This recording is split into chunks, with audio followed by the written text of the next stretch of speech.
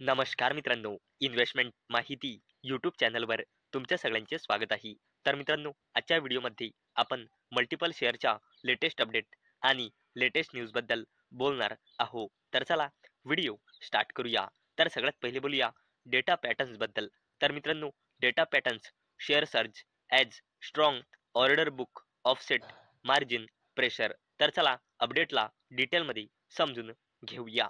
मित्रांनो, data patterns या कंपनीला अपेक्षा आहे की फायनान्शियल इयर 2026 साठी या कंपनीचा इबिडा मार्जिन 35 टू 40% ने ग्रो होईल. तसेच या कंपनीचा रेव्हेन्यू 20 ते 25% ने ग्रो होईल. आणि मित्रांनो, तसेच या कंपनीने नेक्स्ट 2 ते 3 वर्षासाठी उद्देश आहे 20 ते 25% annual revenue growth rate maintain ठेवण्याचा. तसेच ऑर्डर पाईपलाईन आहे 20,000 ते 30,000 कोटी रुपये नेक्स्ट 18 ते 24 महिने. आणि मित्रांनो, याच अपडेटमुळे डेटा पॅटर्न्स ही कंपनी फोकसमध्ये होती, कारण या कंपनीने आपल्या बिझनेसला घेऊन फ्युचर गाईडलाईन्स दिले आहे. चला आता बोलूया दीपक नायट्राइट लिमिटेड बद्दल. तर मित्रांनो, या कंपनीने आपल्या फायनान्शियल इयर 2026च्या क्वार्टर 2 चे नंबर डिस्क्लोज केले आहे. तर या कंपनीची सेल्स इयर ऑन इयर बेसिसवर कमी होऊन आणि क्वार्टर ऑन क्वार्टर बेसिसवर वाढून क्वार्टर 2 मध्ये आली आहे 1,902 कोटी रुपये. तसेच या कंपनीचा net profit year on year बेसिसवर कमी होऊन आणि क्वार्टर ऑन क्वार्टर बेसिसवर वाढून 119 कोटी रुपये आला आहे. आणि मित्रांनो, याच अपडेटमुळे दीपक नायट्राइट लिमिटेड ही कंपनी फोकसमध्ये होती. एफकॉन्स इन्फ्रास्ट्रक्चर लिमिटेड बद्दल. तर मित्रांनो, या कंपनीने देखील आपल्या फायनान्शियल इयर 2026च्या क्वार्टर 2 चे नंबर डिस्क्लोज केले आहे.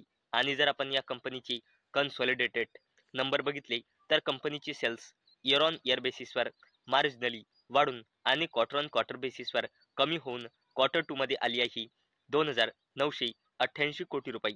आणि या कंपनीचा net profit year on year बेसिसवर आणि क्वार्टर ऑन क्वार्टर बेसिसवर कमी होऊन क्वार्टर 2 मध्ये आला आहे 105 कोटी रुपये. आणि याच अपडेटमुळे एफकॉन्स इन्फ्रास्ट्रक्चर लिमिटेड ही कंपनी देखील फोकसमध्ये आलेली आहे. चला आता बोलूया आयनॉक्स वाइंड लिमिटेड बद्दल. तर मित्रांनो, Inox wind secure 100 megawatt order for 3.3 megawatt turbines in Gujarat. तर चला अपडेटला डिटेलमध्ये समजून घेऊया. तर मित्रांनो, आयनॉक्स वाइंड लिमिटेड या कंपनीला 100 मेगावॅटचा इक्विपमेंट सप्लाय ऑर्डर मिळाला आहे leading green energy transition platform कडून. आणि याच अपडेटमुळे आयनॉक्स वाइंड लिमिटेड ही कंपनी फोकसमध्ये आलेली आहे. तर बोलूया महिंद्रा अँड महिंद्रा लिमिटेड बद्दल. तर मित्रांनो, Mahindra and Mahindra Manulife join hand for ₹7,200 कोटी लाईफ इन्शुरन्स वेंचर. तर मित्रांनो, महिंद्रा अँड महिंद्रा लिमिटेड ही कंपनी मॅन्युलाइफ सोबत 7,200 कोटी रुपयांच्या जॉईंट वेंचर एंटिटी सोबत लाईफ इन्शुरन्स मार्केटमध्ये एंटर करणार आहे इंडियाच्या.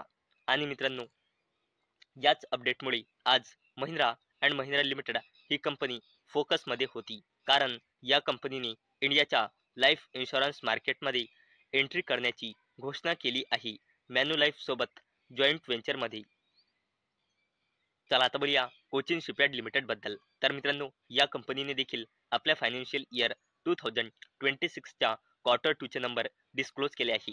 तर कंपनीची सेल्स इयर ऑन इयर बेसिसवर मार्जिनली कमी होऊन आणि क्वार्टर ऑन क्वार्टर बेसिसवर वाढून क्वार्टर 2 मध्ये आली आहे 1,119 कोटी रुपये. आणि या कंपनीचा net profit year on year बेसिसवर आणि क्वार्टर ऑन क्वार्टर बेसिसवर कमी होऊन क्वार्टर 2 मध्ये आला आहे 108 कोटी रुपये. आणि कोचिन शिपयार्ड लिमिटेड या कंपनीने 4 रुपये पर शेअरचा इंट्रीम डिव्हिडंड सुद्धा अनाऊन्स केला आहे. आणि याला देण्यासाठी कंपनीने रेकॉर्ड डेट फिक्स केली आहे 18 नोव्हेंबर 2025. आणि याच अपडेटमुळे कोचिन शिपयार्ड लिमिटेड ही कंपनी देखील फोकसमध्ये आलेली आहे. चला आता बोलूया इरकॉन इंटरनॅशनल लिमिटेड बद्दल. आणि मित्रांनो, या कंपनीने देखील आपल्या फायनान्शियल इयर 2026च्या क्वार्टर 2 चे नंबर डिस्क्लोज केले आहे. तर कंपनीची सेल्स इयर ऑन इयर बेसिसवर कमी होऊन आणि क्वार्टर ऑन क्वार्टर बेसिसवर वाढून क्वार्टर 2 मध्ये आली आहे 977 कोटी रुपये आणि या कंपनीचा net profit year on year बेसिसवर कमी होऊन आणि क्वार्टर ऑन क्वार्टर बेसिसवर देखील कमी होऊन क्वार्टर 2 मध्ये आला आहे 137 कोटी रुपये आणि याच अपडेटमुळे इरकॉन इंटरनॅशनल लिमिटेड ही कंपनी फोकसमध्ये आलेली आहे. आता बोलूया IRCTC बद्दल म्हणजे Indian railway catering and tourism corporation limited बद्दल.